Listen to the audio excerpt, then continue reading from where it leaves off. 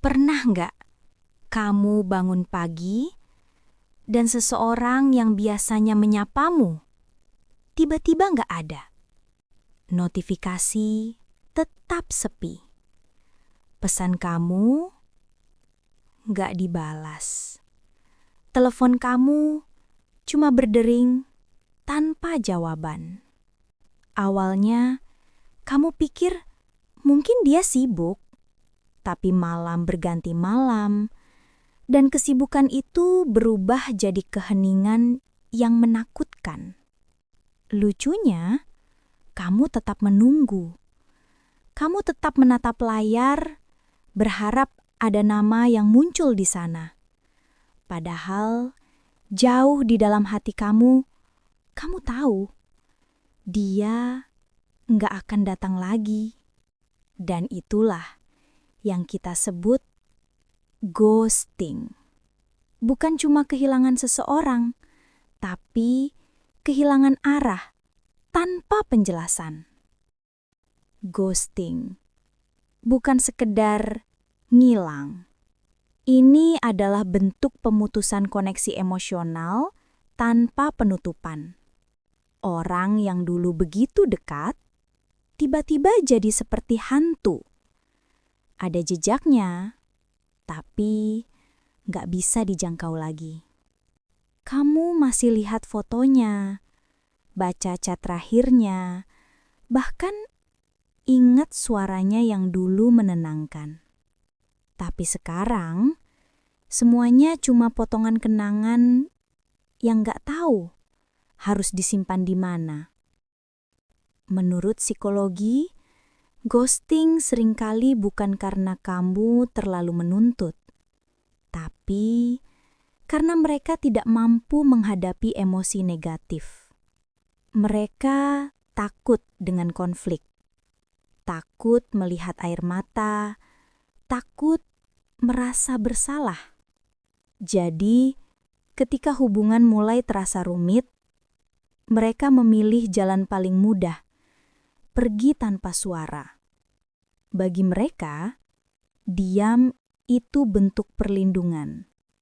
Tapi bagi kamu, diam itu bentuk pengkhianatan. Beberapa orang tidak terbiasa dengan kedekatan emosional. Saat hubungan terasa terlalu dekat, mereka takut kehilangan kendali, takut kecewa, takut disakiti, takut ditinggalkan lebih dulu. Jadi sebelum semua itu terjadi, mereka memilih pergi duluan. Ghosting jadi tameng, cara untuk merasa aman walau menyakiti orang lain. Bagi korban, ghosting bukan cuma kehilangan seseorang, tapi kehilangan jawaban. Manusia butuh penjelasan untuk bisa sembuh. Tanpa penjelasan, pikiran terus berputar, mencoba mencari kesalahan yang mungkin tidak pernah ada. Dan rasa itu terus menghantui. Kamu mulai kehilangan selera makan, hilang fokus, dan setiap lagu terasa seperti luka yang dibuka lagi. Menariknya, orang yang melakukan ghosting kadang juga terluka.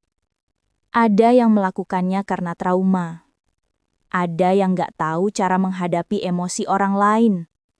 Ada yang tumbuh di lingkungan di mana diam dianggap lebih aman daripada jujur. Jadi, mereka bukan monster, tapi juga belum dewasa secara emosional. Otak manusia tidak suka hal yang menggantung. Kita butuh akhir untuk merasa tenang. Ghosting memutus proses itu. Tidak ada kejelasan, tidak ada alasan.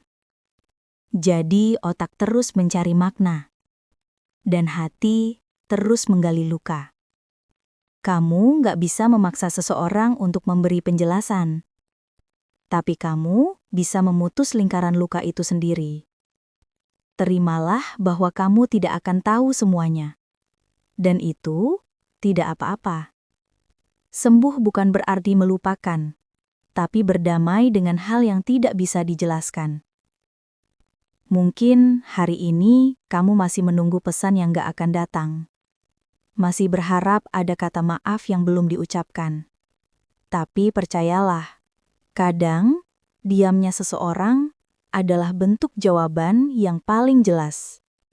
Mereka mungkin gak cukup berani untuk tinggal, tapi kamu cukup kuat untuk sembuh.